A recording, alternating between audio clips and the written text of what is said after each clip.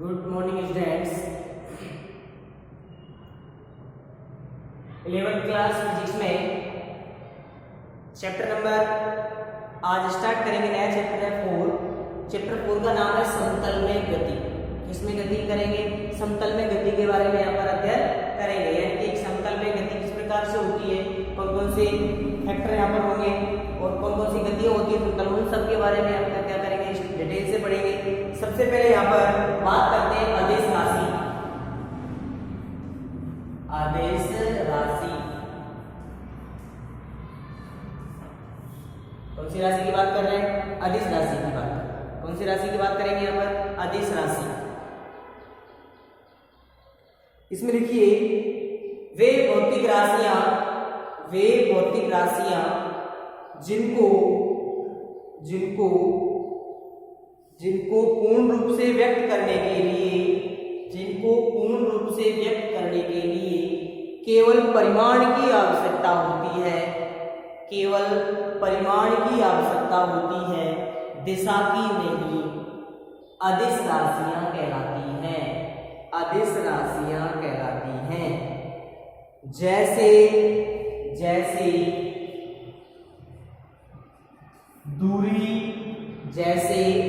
दूरी,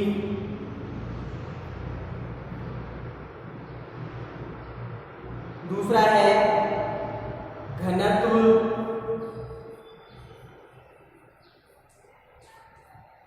चाल,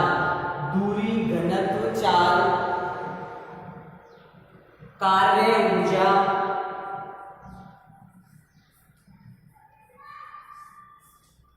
शक्ति आदि। दूरी, घनत्व, चाल, कार्य ऊर्जा, शक्ति आदि, ये सभी की सभी क्या है? अदिश राशियां हैं। सभी की सभी क्या है? ये अदिश राशियां हैं। नीचे नोट डाल के लिखेंगे,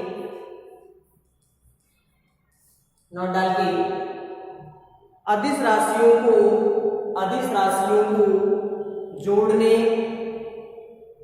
कॉमा घटाने, कॉमा गुणा करने, कॉमा भाग देने आदि में साधारण बीजगणितीय नियमों का पालन होता है। साधारण बीजगणितीय नियमों का पालन होता है। नेक्स्ट हेडिंग लिखिए सदिश राशि।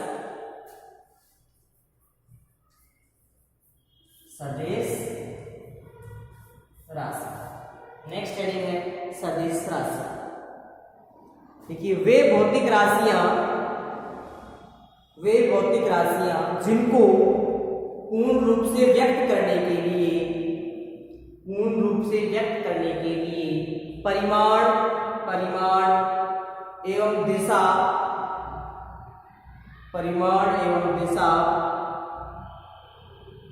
दोनों की आवश्यकता होती है, सदिश राशियां कहलाती हैं।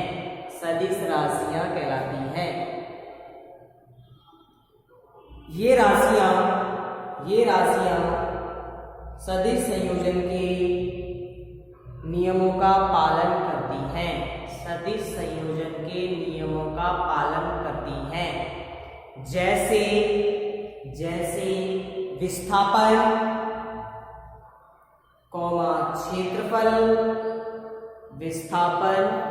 क्षेत्रफल, वेग, त्वरण, संवेग, बल, आवेग, धारा घनत्व, विद्युत क्षेत्र, बलागुण आदि। नीचे लिखेंगे सदिश राशियों को दो वर्गों में बांटा गया है। सदिश राशियों को दो वर्गों में बांटा गया है।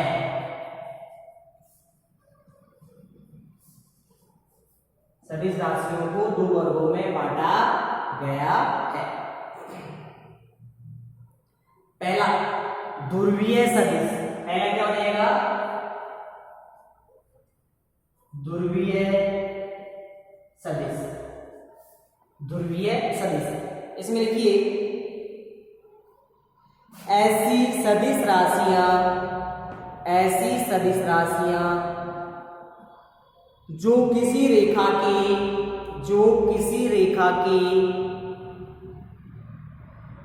अनुदिश हो उन्हें ध्रुवीय सदिश कहते हैं।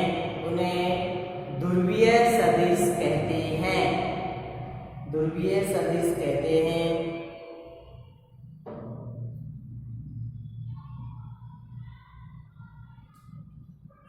जैसे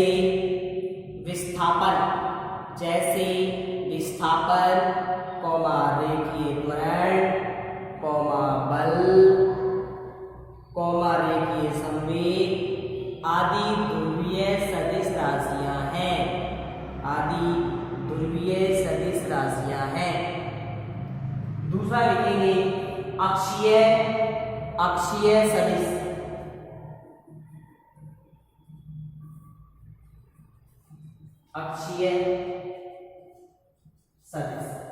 दूसरा हो जाएगा अक्षीय सदिश। लिखिए वे सदिश जो घूर्णन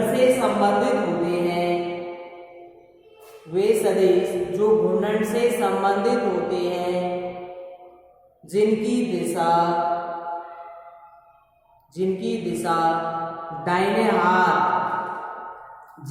दिशा दाहिने हाथ, ये वाला दाहिने हाथ के पेच नियम से ज्ञात की जाती है।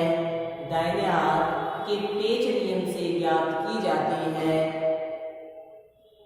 अक्षीय सदिश कहलाते हैं। जैसे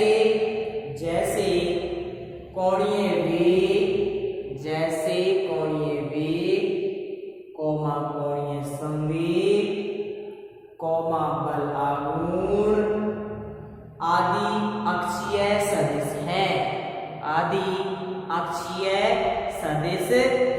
देखो, जब दीवार में किसी पेच को अपन कसते हैं तो अंगूठा उसकी ओर होता है, यानी कि अंगूठे की दिशा जिधर होती है उधर ही किसकी दिशा होगी?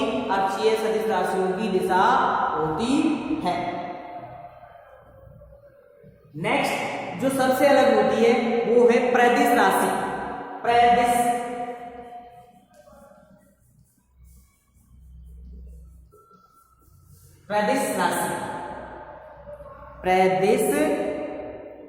राशि देखिए, वे राशियां जो पूर्ण रूप से परिमाण व दिशा द्वारा परिभाषित नहीं होती हैं, प्रदिश राशियां कहलाती हैं। जैसे जड़त्व आघूर्ण, कौमा विद्युत चालकता आदि। यानी कि इनमें परिमाण और दिशा, कभी परिमाण और दिशा दोनों होती है लेकिन फिर भी ये परिभाषित नहीं होती है। इस प्रकार की राशि को क्या कहेंगे? प्रदिश राशियां कहते हैं।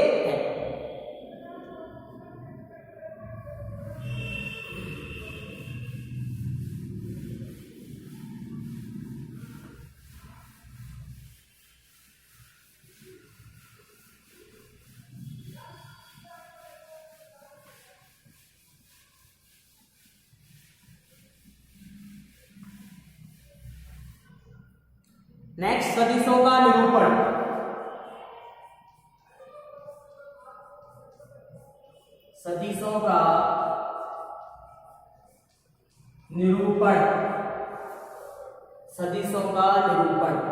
इसमें लिखिए पहला ज्यामितीय निरूपण। ज्यामितीय निरूपण। ज्यामितीय निरूपण।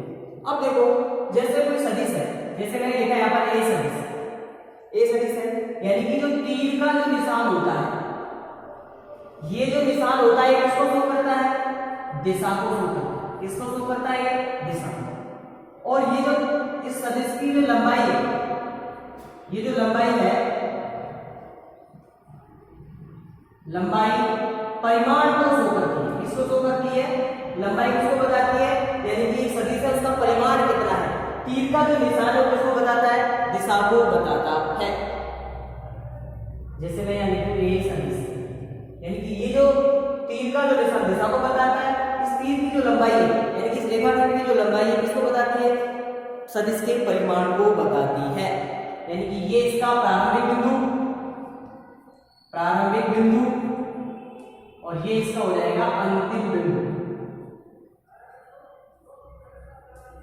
प्रारंभिक बिंदु, अंतिम बिंदु। लिख लीजिए फटाफट से।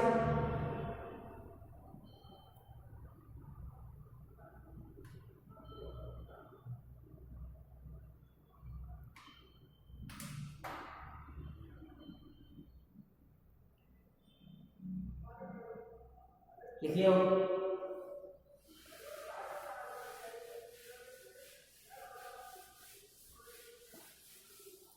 लिखेंगे संकेतीय निरूपण। संकेतीय निरूपण। अब देखो मेरे पास एक ए सदिश है, ए सदिश का परिमाण को मैं लिख सकता हूं, ए से भी लिख सकता हूं, यानी कि खाली ए से भी लिख सकता हूं, या ए सदिश को मापांक के रूप में मैं लिख सकता हूं। ये इसका क्या होता है? संकेतीय निरूपण होता है। यानी कि ए से भी लिख सकते हैं या ए सदिश का मापांक इस प्रकार से इसको प्रदर्शित किया जा सकता है।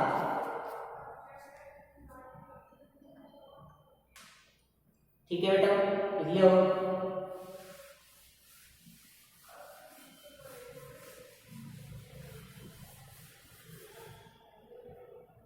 नेक्स्ट लिखेंगे तुल्य या समान सदिश। पहला, तुल्य या समान सदिश। तुल्य सदिश या समान सदिश। इसमें लिखिए वे सदिश जिनके परिमाण व दिशाएं समान होते हैं तुल्य सदिश कहलाते हैं। तुल्य सदिश कहलाते हैं। जैसे ए सदिश और एक हमारा ये बी सदिश, दोनों के परिमाण बराबर है, तो इसको लिख सकते हैं ए सदिश इज इक्वल टू बी सदिश, या ए का मापांक इज इक्वल टू बी का, यानी कि दोनों के परिमाण और दिशा दोनों के समान हो तो उसको अपन बोलेंगे तुल्य सदिश। लिख लीजिए।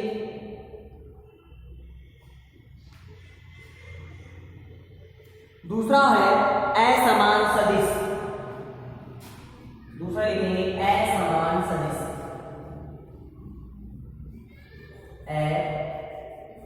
असमान सदिश। असमान सदिश। असमान सदिश में लिखेंगे यदि दो सदिशों के परिमाण समान हो परंतु दिशाएं भिन्न हो अथवा परिमाण भिन्न हो परंतु दिशाएं समान हो अथवा परिमाण व दिशा दोनों ही असमान हो तो वे असमान सदिश कहलाते हैं। देखिए यानी कि ये ए सदिश और ये बी सदिश, परिमाण समान दिशाएं अलग, असमान सदिश।